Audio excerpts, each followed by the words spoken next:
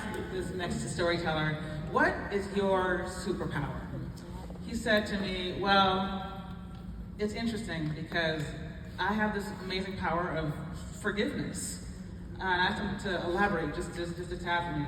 And he said, well, I sat with the people who accused him, he gave them. He sat with the judge who convicted him, forgave them. And in his heart, he just is able and is still forgiving. So I feel like this is just a wonderful way to help close out our evening. A round of applause, ladies and gentlemen, for Alphonso James.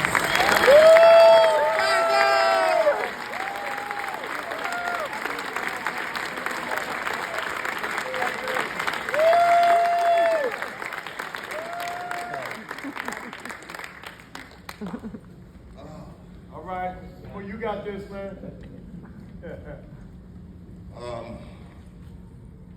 The place to start. 1985, July 27, 10:40 a.m. in the morning. There's a time that will forever be engraved in my head. I remember waking up that morning with the anticipation of going to pick up my 2-month-old daughter. She had brought so much joy and so much love into my life where I just couldn't be away from her any longer. So my family, we were all in anticipation of her coming to the house that morning. It was a Saturday morning. I remember my mother was in the kitchen doing what she do on weekends. Beautiful breakfast, the music, the gospel, the R&B music, everything was just smooth. And then later that night, I would always get this chill because whenever I was around her, I knew that it mattered and I mattered to her. So that morning, as I was sitting on my mother's porch, officer came to our place. He passed, then he came back and he stopped. We thought nothing of it. I was sitting on the porch enjoying the bacon, enjoying the eggs, anticipating my daughter coming to me. And yet, this officer pulled in front of our house and said, ma'am, who is that kid or that boy, that black boy that's sitting next to you? My mother told him, that's my son. Why? What did he do? Why you want to talk to him? Oh, it's nothing. He's not in any trouble or anything. Well, can I talk to him for a few seconds? My mother said, no. Why? Again, he said to her, can I talk to your son?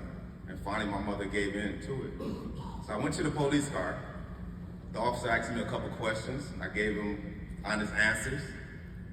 And in return, he looked at my mother. He was like, well, we just want to take him downtown for a second. He's not in any trouble, don't worry. So I go downtown, placed in a small box, an interrogation room. Never experienced that a day in my life. Had no idea what to expect, other than they said I wasn't in any trouble, they just wanted to talk. So they started talking to me and giving me information about a murder that had transpired. And I was like, a murder?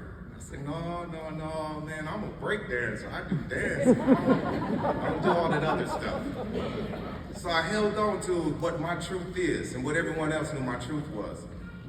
And 12 hours into the interrogation, they eventually came to me and said, Alphonso, the only thing you have to do is sign this document and your mother's in the lobby waiting on you, you can be placed in her custody. Lo and behold, I signed my name on a blank sheet of paper. There was nothing on there. At that time, I couldn't read or write. There was no video recording, audio recording, no rights read, or any of those type of things.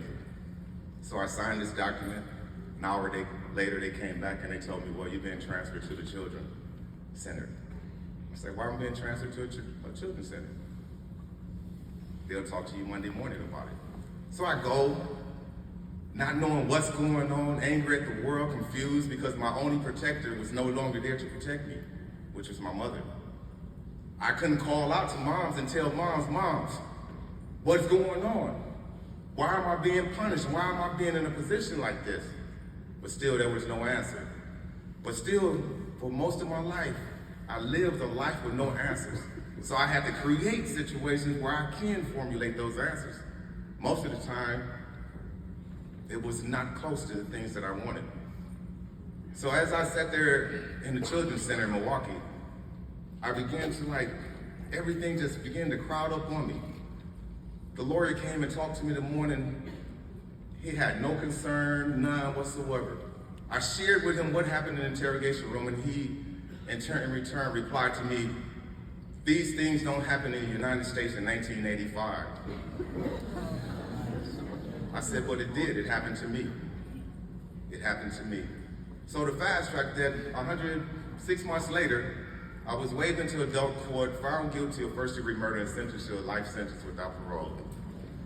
I went up there angry and bitter at the system, at my mother, at the person who lied on me, at the people who sat in this, the strangers who sat in the courtroom and pointed me out. I'm looking at my lawyer and asking, who are they talking about? I never met these people a day in my life, and how can they confuse me with somebody that committed a hideous crime as a murder? Nobody gave me answers. So I continued to pursue this anger, this rage that was so enriched and embedded inside of me, where I was willing to do whatever it took. So when they sent me to Green Bay, the first thing I did was, I was like, if they say I'm a killer, if they put me in a place where there's nothing but sadness, nothing but anger, nothing but bitterness, nothing but brokenness, I'm gonna become the very thing that they said that I am. So I was determined, I'm gonna hurt as many people as I can while I'm in this position, because they gave me an identity that I did not deserve. I did not want to be there. I did not need to be there.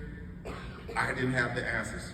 And so I continued to formulate these ideas. It was like, the meaner I can be, the badder I can be, the more imposing my will on other people in prison can be, that'll satisfy my soul that craves for somebody listen to me.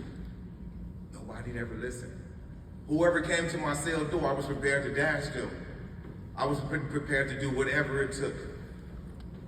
I eventually went to the whole segregation. They gave me a 5-year administrative seg, meaning I had to spend 5 years in the hole straight. So I did this time, and there was a secret that I held on to that I kept from even my family, that I couldn't read or write at the time. Education growing up was not something that I was drawn to. Friends, the streets, people who I can identify, the pain, who knew what I was going through. The torture it was to wake up in the morning and not have an identity and tell God, why you allow me to live? And yet I understood not. While I was in this solitary confinement, there was a chaplain that visited me. And this chaplain represented everything that I hated. And constantly he began to love and he began to be patient with me.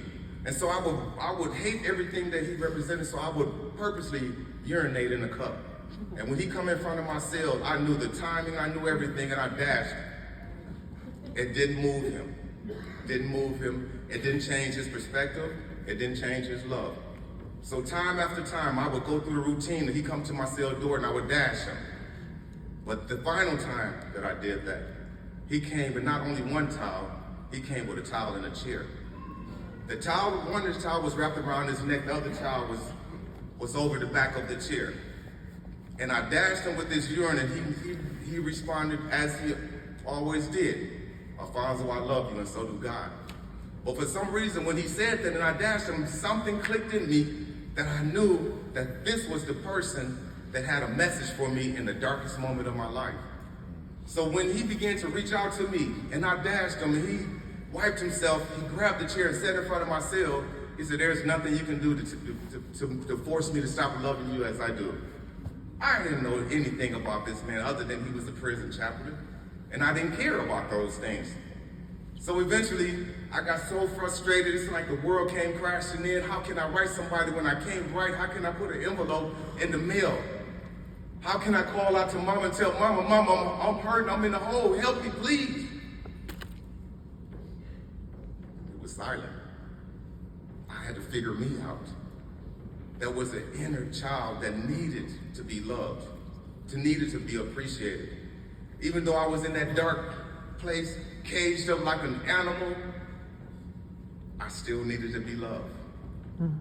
So the chaplain came to me again, but this time he came with a whole different plan. He came with open hands. He told me, Alphonso, what is wrong? I said, Chaplain, I'm in prison for something I didn't do. I don't understand why. He said, I believe you. That one person, that's all it took. And so he came back.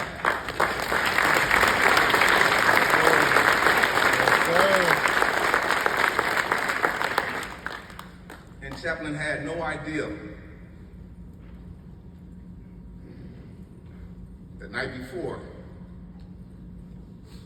I had got so overwhelmed with all that was going on that I purposely ripped the sheet. I tied it up. I wet it so the knot wouldn't unloose. I stood on the vent, on the toilet, and above the toilet was the vent. And I tied it around my neck, I tied it in the vent, and I released my legs from the toilet. And I remember thinking, how did it get to this point? And as I fell to the toilet, I saw myself being lowered into a grave. And this grave was so dark and familiar to me that I had nobody to cry out to, but I knew that it's something that I wanted to do, but didn't know how. So as I was being lowered into this grave, a hand reached down, a familiar hand reached down. And as I looked up, I saw on one side, my mother said, my baby was innocent, why y'all do that to him? And then on the other side, I saw the DA saying, he's guilty, look, he killed himself. The rope broke. I landed on the toilet. And I was like, God, I can't even kill myself. I can't even kill myself. So I knew then there had to be a purpose and an intention for the suffering that I was going through. How was I able to define the suffering? I had no idea. At that time when I was incarcerated, there was no such thing as an Innocence Project because they didn't exist. I had no hope. I had no hope. But then when the time came, when the innocence came around, the warden is the one that got in contact with them and said, you need to take a look at this guy because there's something special about him. And once they got it,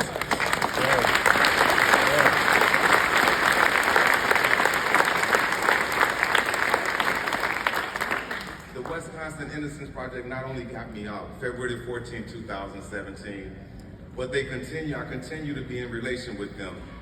I continue to believe in the cause. I can continue to believe in the bigger cause. To be a part of this night, it is awesome. It was something that I dreamed about and I spoke about it. Many people told me, Alphonso, you would never get out of prison. That's not me. Every morning, 32 years, I will wake up early in the morning, prepare myself, fold my linen, sit on the edge of my bed in preparation of walking through that gate, and the guard will walk past doing count and say, what are you doing? You have a life sentence. Not according to my God, I don't. I'm in a place of... They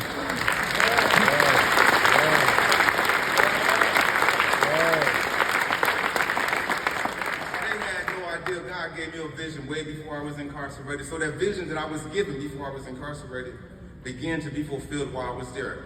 I took all that negative energy that I had, based on the one word, the one gentleman, the one person that believed, spoke that word into my soul.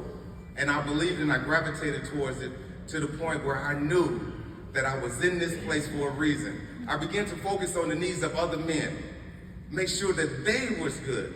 Because the more I focus on them, the less I focus on myself. It became a place where I began to see it as a form of higher education and not a punishment, because first of all, I didn't deserve to be there.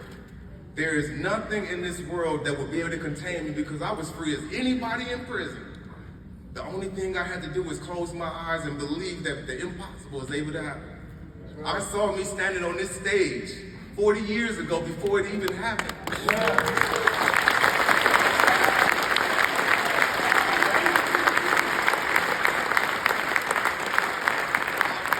I just want to thank the Wisconsin Innocence Project not only for believing in me, they're my friends, they're my family.